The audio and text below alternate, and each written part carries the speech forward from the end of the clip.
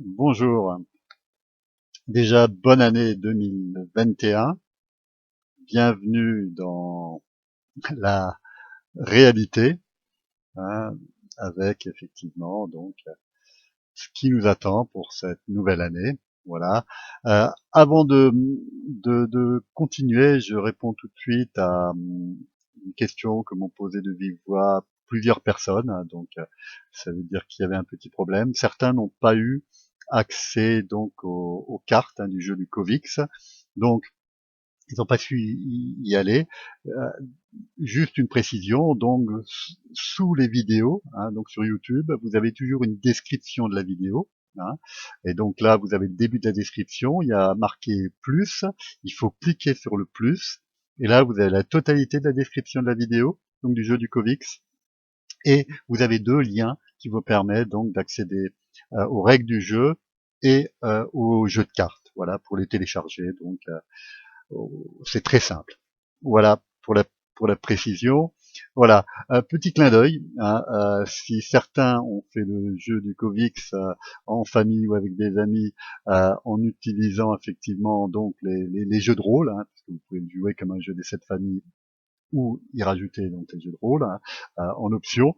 Peut-être certains avaient trouvé l'histoire de l'apéro, hein, qu'on nous a servi très récemment. Je ne veux pas me moquer, hein, comme je le dis, je vais essayer de rester sans parti pris, en tout cas le plus possible, hein, mais avouez quand même que, disons, limiter les contaminations en limitant les apéros, ça aurait pu être une proposition du druide Salamix, soit dans le clan des Complotix, soit dans le clan des Panix. Hein. Bon, voilà, la réalité dépasse parfois la fiction. D'ailleurs, si vous avez joué à ce jeu-là, vous aurez peut-être, disons d'emblée déjà, anticipé quelques prochaines mesures.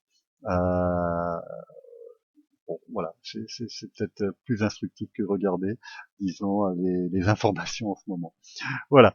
Donc, on revient donc sur le thème de cette vidéo qui s'appelle donc Yoga et Zen pour plus de résilience. Donc, trois mots importants, yoga, zen et résilience. Donc yoga, je reviendrai pas dessus, hein, c'est dans le sens hatha yoga, donc postural, hein, comme on connaît chez nous en Occident, hein, donc un pratiquant qui prend une posture donnée et qui la maintient pendant un certain temps. Voilà, donc pour le terme yoga. Pour le zen, c'est dans le sens zazen, donc euh, la posture par excellence, hein, donc du zen soto. Hein, donc le zen, hein, c'est dans le bouddhisme, hein, et le zazen est une posture de méditation, hein, particulièrement intéressant. D'ailleurs, j'invite ceux qui n'ont pas vu la vidéo sur le zazen, hein, de la regarder. Donc c'est simplement être assis, hein, donc dans une méditation sans objet, et elle se traduit concrètement, disons, par une attitude de juste de présence à la posture et au souffle qui l'anime, sans rien saisir ni rien rejeter. Donc une sorte d'attitude à la fois ouverte au monde, totalement, mais sans rien suivre. Les sens, donc les yeux restent ouverts dans cette posture, hein, donc de zazen. Okay, tous les sens sont là, mais on s'engage dans rien. Il peut y avoir de bruit à côté de nous, on ne va pas se concentrer sur le bruit. On reste simplement. Donc le corps ici, disons, nous permet simplement, et son souffle, de rester dans cette présence, donc une présence pure, hein, donc simplement être dans l'être-té, hein, donc voilà, d'ici il y a un corps et une vie qui l'anime, donc un souffle. Voilà, c'est tout. Après, disons, cette attitude globale au corps et au souffle permet simplement, disons, de ne pas laisser le mental rajouter une coquille, disons, d'attributs en plus, hein, donc constituer un jeu avec un ego, etc. Donc, être dans cette attitude de simplement d'être là. Voilà. Ça paraît très simple, mais c'est relativement compliqué. Mais c'est une approche de la méditation, donc sans objet, qui, on va le voir, disons, rejoint, disons, beaucoup l'attitude dans le hatha yoga quand on pratique de manière avancée.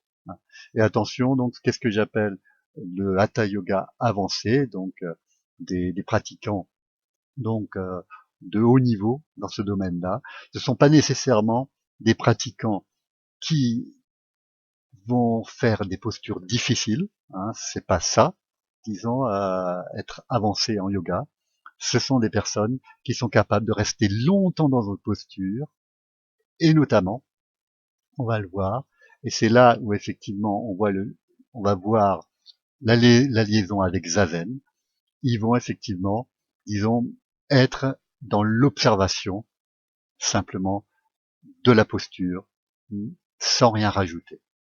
Voilà. Donc je reviens donc tout de suite donc dans cette, disons, dans la liaison que je veux mettre entre donc le Hatha Yoga, donc le yoga et le Zen, donc avec Zazen, c'est que vous avez vu dans la vidéo comment être dans une attitude juste, dans une posture, tout un ensemble, disons, de préparatifs, après d'attitudes à avoir, notamment une fois que la posture est installée, disons, relâcher tout ce qui peut être relâché au niveau musculaire, faire travailler les muscles jusque nécessaire, laisser le souffle s'installer. Et on a vu que le souffle, vous avez vu dans plusieurs vidéos, va, en fonction de la posture, va s'installer à des endroits très précis, soit dans le ventre, dans le dos, dans les côtés, quelquefois à plusieurs endroits. Donc repérer là où le souffle s'installe, augmenter la respiration, l'inspire et l'expire en intensité, en durée, disons,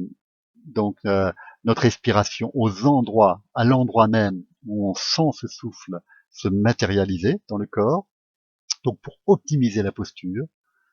Mais il y a encore une autre attitude à adopter, donc une autre pratique cette fois-ci.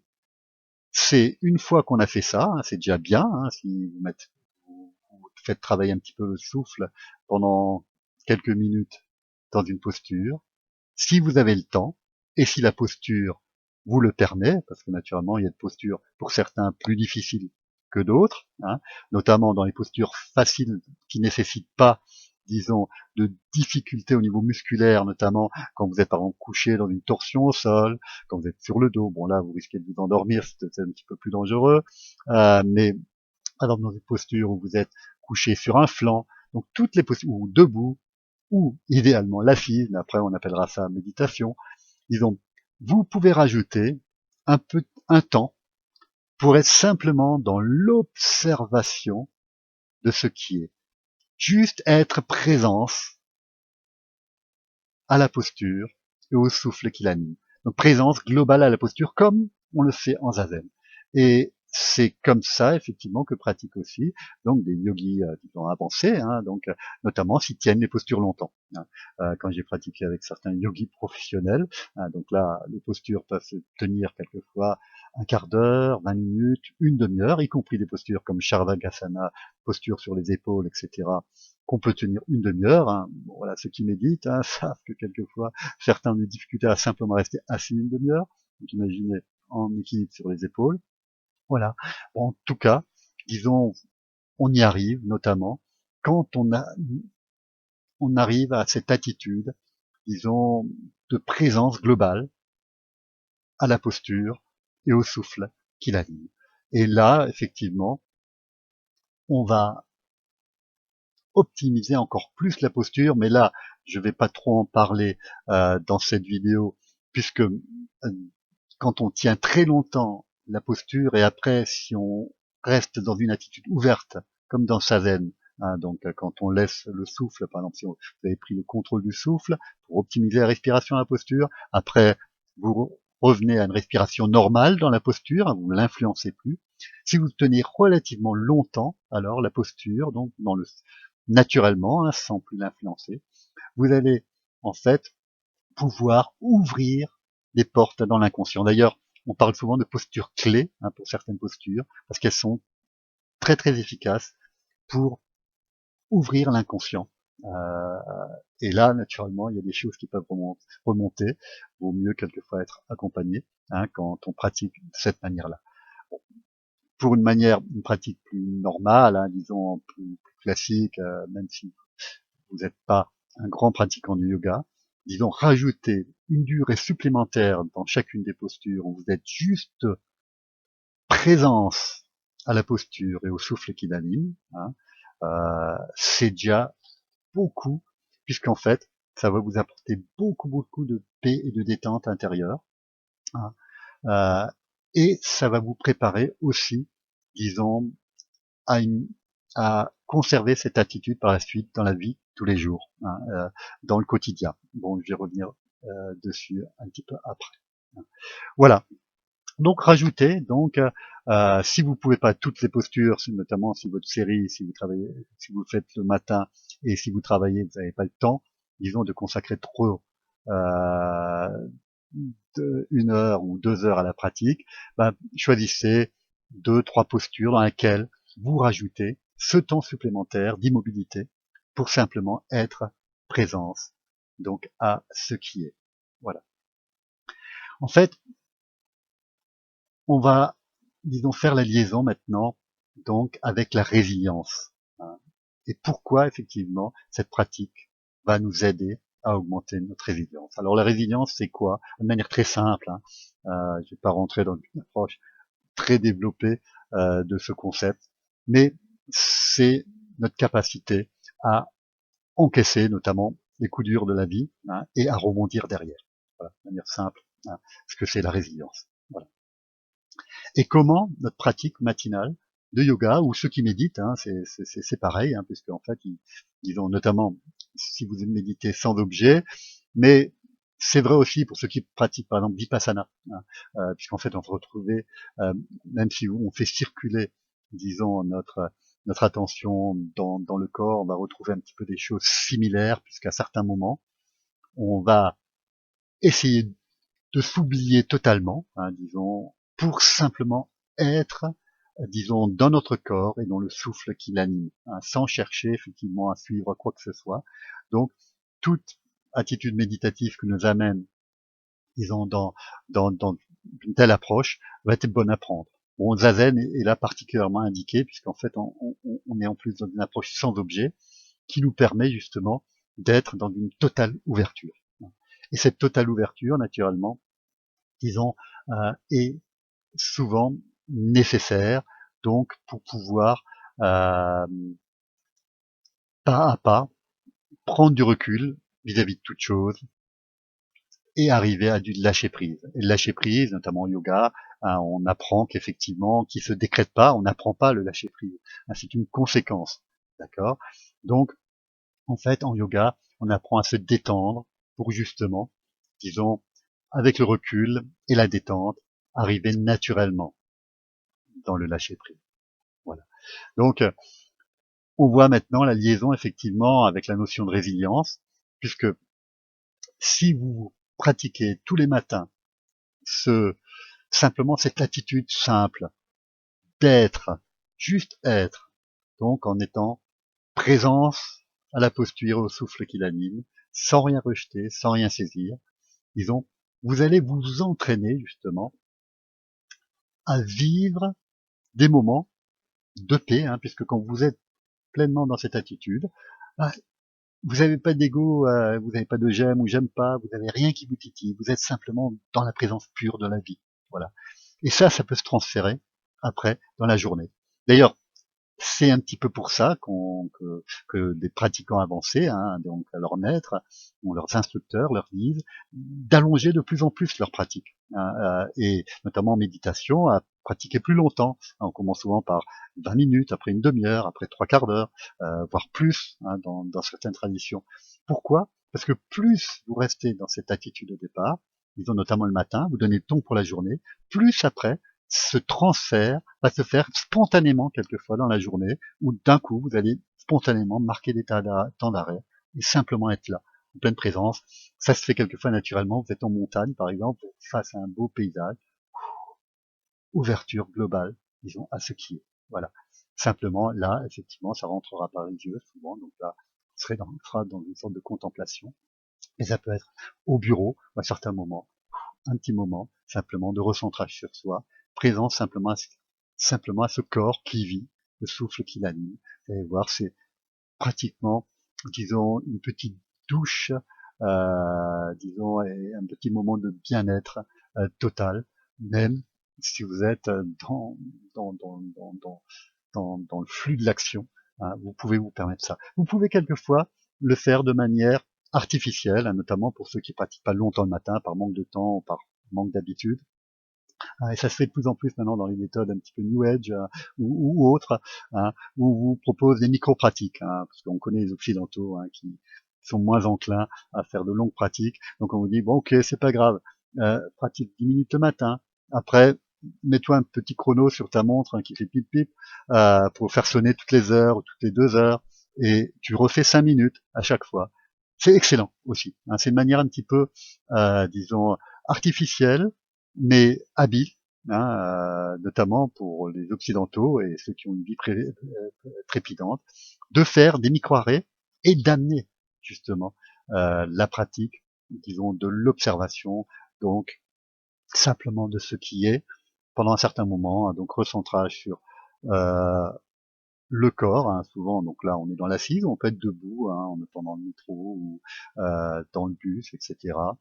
Et pendant quelques instants, être juste présence à la posture, donc debout ou assis, et au souffle qui l'anime. Et vous allez voir que, disons, le jour où vous avez un pépin qui arrive à un certain moment, hein, qu'est-ce que fait, par exemple, si vous avez une grosse difficulté, un gros problème qui vous tombe dessus, souvent, ça vous ressent que sur le problème, donc sur vous-même, mais focalisé sur le problème, vous devenez problème souvent. Et si on a pris, soit par le yoga, soit par les méditations, soit par les deux, l'habitude de temps en temps, disons, dans la pratique posturale, de prendre simplement cette attitude d'observation, vous allez voir que vis-à-vis du problème, à un certain moment, spontanément, vous allez prendre la même attitude. Donc, recul, juste observer, disons, que la vie est toujours là, elle continue toujours, hein, disons, à vous impulser. Et ce simple petit moment, donc, où vous allez relâcher, ça vous permet quelquefois de donner le recul nécessaire pour voir les choses plus globalement et peut-être trouver plus facilement une solution pour rebondir. Voilà pourquoi, effectivement, ces pratiques sont importantes, notamment pour, disons, amener en nous plus de résilience. Et effectivement, disons, la société qui nous attend, hein, et effectivement tous les problèmes qui nous attendent, hein, on ne peut pas se cacher, va demander des gens à la fois intelligents, mais aussi résilients, et souvent les deux vont de pair.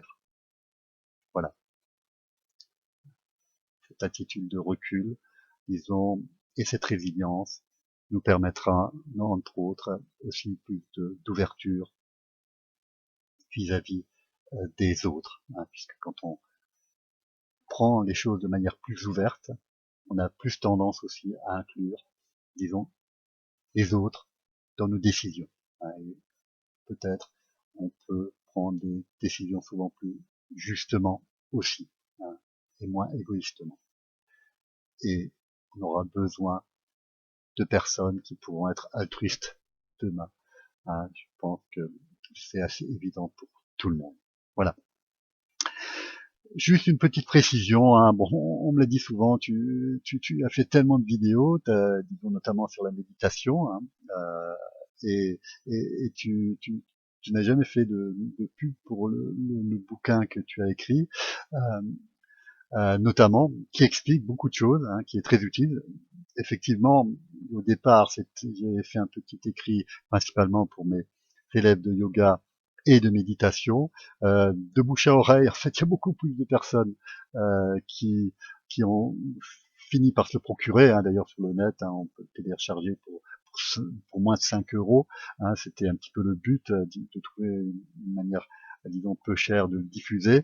Euh, je crois qu'effectivement, ce qui nous attend nécessite, disons, de diffuser le plus possible, effectivement, euh, toutes les approches qui permettront aux gens de, de, de, de, de, d'apprendre plus de résilience par la méditation, etc. Et donc, voilà. Je vais laisser à la fin de cette vidéo, disons, la page de ce livre. Hein. Encore une fois, je ne le fais pas pour moi, je suis à la retraite, hein, j'ai ma maison. D'ailleurs, tout ce que les séminaires que je peux animer ou les livres qui ont été vendus, bah, tout a été reversé à des œuvres. Voilà. Donc, c'est absolument, disons, j'ai aucun intérêt là-dedans. Hein. Et bon, disons, faire parler de moi. Bon, je crois que là, j'ai passé l'âge où c'est très important. Je me suis suffisamment bien réalisé à la fois dans ma vie professionnelle et sur d'autres plans pour ne pas courir après une quelconque célébrité. Voilà, et d'ailleurs, ça reste quand même très très localisé. Voilà, donc voilà, je vous invite effectivement, pour ceux qui découvrent ces vidéos ou qui n'ont pas tout parcouru, de regarder sur cette chaîne. Effectivement, vous avez beaucoup de choses, hein, que j'ai mis des décennies en allant 14 fois en Inde, en rencontrant des maîtres, hein, beaucoup de conseils où vous pouvez apprendre à vraiment méditer. Et ceux qui font du yoga aussi, je rajoute maintenant quelques petites vidéos pour plutôt ceux qui sont dans ce type de pratique, hein, qui vous donne en fait des clés, hein, qui viennent pas de moi, hein, parce que j'ai aucune prétention là-dedans, mais qui m'ont été données par des grands maîtres souvent, et qui vous permettront, je pense, de traverser, disons, ce qui nous attend, hein, qui ne va pas nécessairement être très simple et toujours très joyeux, disons, plus librement, plus justement, et surtout aussi plus courageusement. Hein. Et je crois que certaines professions aujourd'hui auraient beaucoup, disons, avantage à retrouver un petit peu de courage, hein, notamment dans leur prise de position, hein, pour qu'on n'aille pas trop loin dans certaines choses. Voilà. En tout cas, quelle que soit votre opinion, disons aujourd'hui, ce qui se passe dans le Covid, etc., pratiquez, hein, ça vous fera du bien. Et au-delà de simplement vous faire du bien à vous, on en a parlé aujourd'hui dans cette vidéo, ça vous permettra aussi, je pense, disons, d'être peut-être plus juste après dans toutes les décisions que vous serez forcément amené à prendre par la suite. Voilà. Très bonne journée et peut-être à la fois prochaine.